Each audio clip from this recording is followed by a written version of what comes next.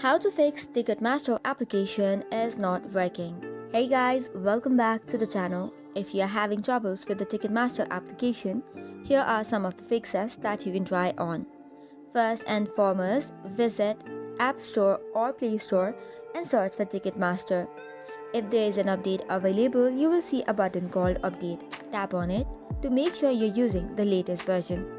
However, if it is not working for Android user, you can clear the cache. For this, long press the Ticketmaster application and go to App Info. Then after tap on Storage and Cache and clear the cache. You can even clear the storage, however, it might delete your data and login credentials, so you'll have to log in again. For the case of iOS users, you'll have to upload the app. For this, go to the General section and then iPhone Storage, and from there, you'll have to tap on Ticketmaster and upload the app. This will delete app data without deleting the important files. Then you'll have to reinstall app once the process is completed.